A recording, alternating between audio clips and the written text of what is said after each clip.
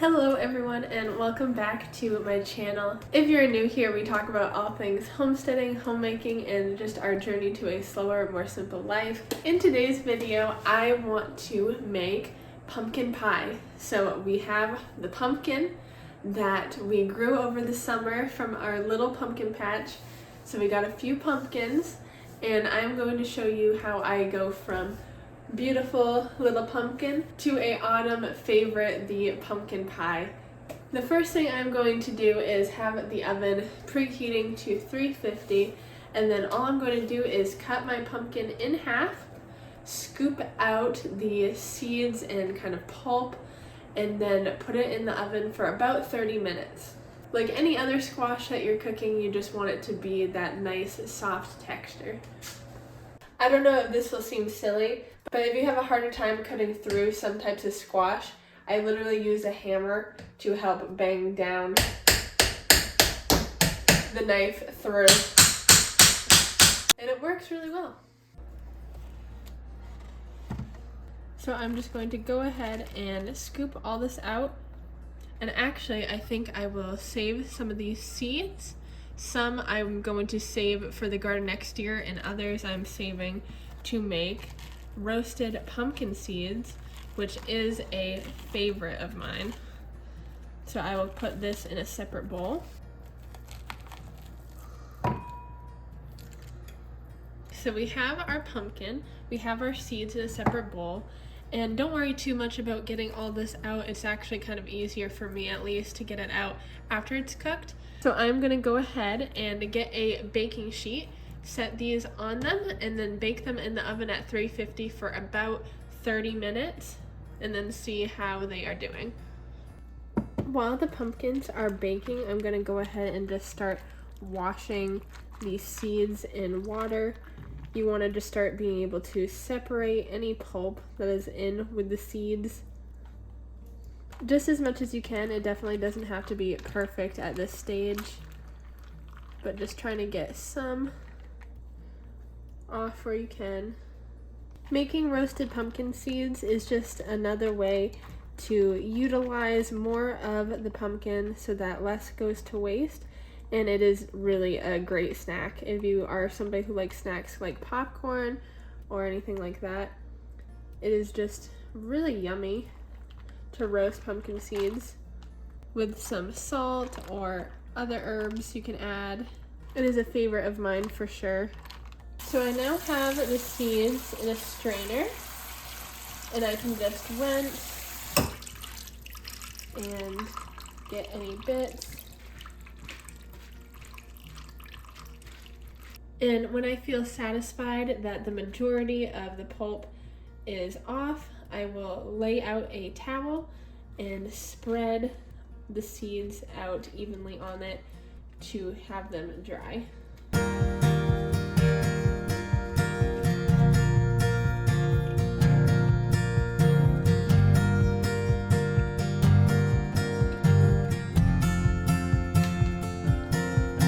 So mine definitely need a little bit more time.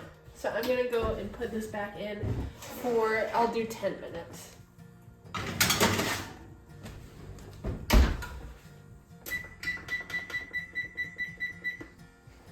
All right, so for me, 40 minutes was perfect, the perfect amount of time to get these pumpkins baked. And now I'm just taking my fork and pulling all the innards, pulling it apart from the skin, or the rind, I guess you'd say. And then what we're going to do with it is put it right over here in the food processor and give it a good blending. And then we can use it just like any canned puree you would get in the store.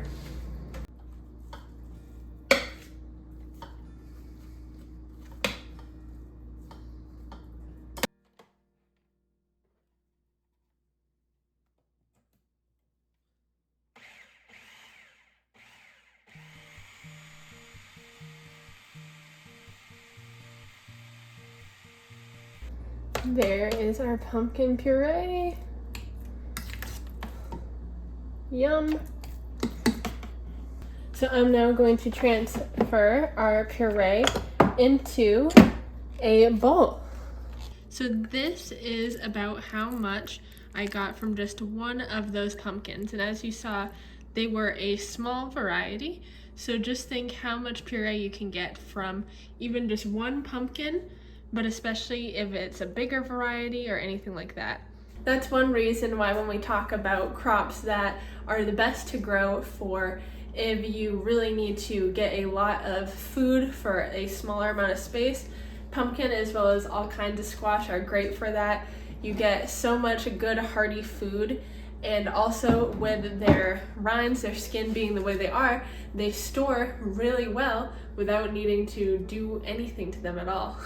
But of course, if you get your pumpkins into a puree form and you can't use it all, you can freeze puree. Now that the pumpkin is all done in the oven, I am now going to put the seeds in the oven. And so I got some avocado here that I'm just gonna drizzle the bottom of my baking sheet with. And just gonna put the pumpkin seeds on the baking tray and then just cover them in a bunch of salt. Gonna try to evenly disperse them the best I can. But definitely try different flavors with it. If you like different kinds of snack foods like popcorns and stuff with different flavors, try different stuff. It's really good. I like just the salt, but it's also really good with garlic powder. But they're just such a great treat that I usually only have right around this time, very end of October into early November. In a lot of ways, it's kind of like a tradition for me that when I carve up pumpkins and get pumpkins ready, that I have pumpkin seeds. Making traditions even out of little things, and even if it's just you who does them, it just is so nice. I'm not sure exactly what it is about it, but just having that special thing to look forward to. We're gonna sprinkle our salt, and then in the oven they go. I don't have an exact time that I am putting them in for. I'm just gonna kind of keep an eye on them. You want them to be kind of a nice golden brown color, but it's going too long when they start looking burnt, basically. Start getting too dark. So I'm just gonna throw these in and keep an eye on them while I get ready for the next step with pumpkin pie. So first I'm just gonna clean out the rest of the puree that I've made from the food processor, because I need to wash it and clean it because I use the food processor to make pie crust. My pie crust recipe is very simple, but I'm not trying to toot my own horn. I have gotten so many compliments about it that it is the best pie crust they've had. If you like a traditional pie crust, just a traditional flour pie crust that's nice and flaky, then you will love the pie crust that I make. It is just a cup of flour, a whole stick of butter chopped into little squares and put in the food processor. If the butter is unsalted, then you want to add a little bit of salt, and then 3 tablespoons of cold water, and I add the water 1 tablespoon at a time as it's spinning in the food processor. And that's really all there is to it. Like I said, super easy recipe, but it gets all the compliments, I promise. And that recipe also only makes one crust, I guess you would say. If you're doing a pie with a bottom and top crust, you'll need to do that recipe twice. I found it turns out a little better if you just make it twice opposed to doubling the recipe all at once and doing it together. So we got our homegrown puree right here, ready to go. I'm going to clean this out, make that crust that I was talking about, and then we'll come back together on making the pie. So here is how the pumpkin seeds turned out. If I was to guess, I think they only stayed in for about 10 minutes, but this is what you want them to look like. They are so good.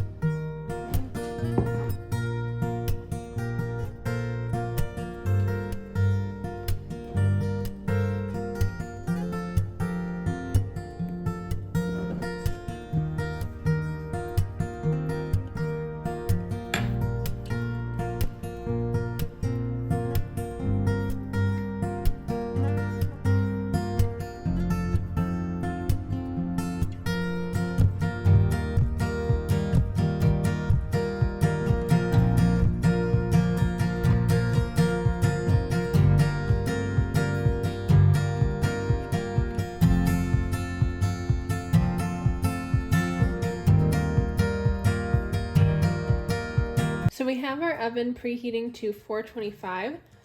So now it is time for the filling. We're going to do 2 cups of our puree.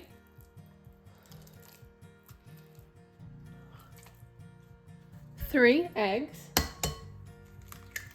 A cup of heavy cream.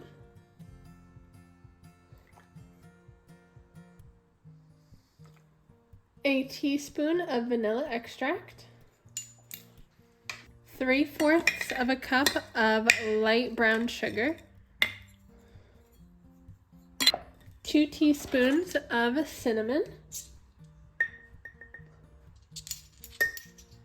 A 1/2 teaspoon of ginger.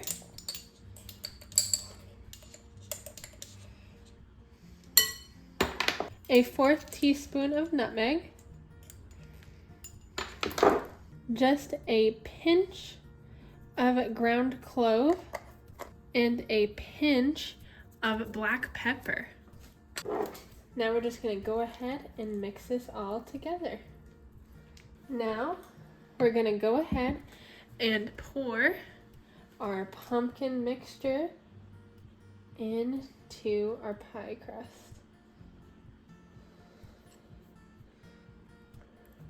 I'm leaving my decorative pieces off because it's just wet now. I'm gonna wait till this is more hardened in the oven and then put these on. So I'm gonna take some aluminum foil and I'm going to cover the edges to protect it while it's in the oven. Because we're keeping it at 425 for just 15 minutes, then we're going to lower the heat to 350 and it'll finish cooking for 50 to 60 minutes. At that point where we lowered the oven after it's been in for a little bit, that's when I will go ahead and take this off. All right, into the oven it goes. And here is the finished result. Here is our pumpkin pie. Thank you guys for joining me in today's video. I hope you enjoyed seeing the process of growing the pumpkins in the garden, and now, as we are in autumn, turning our pumpkins into a delicious pumpkin pie. If you tried the recipe, please let me know. I do hope that you enjoy it. If you like this video and would like to see more from me, please consider subscribing. It helps build this community of like-minded folks. And I hope to see you next time. Bye-bye!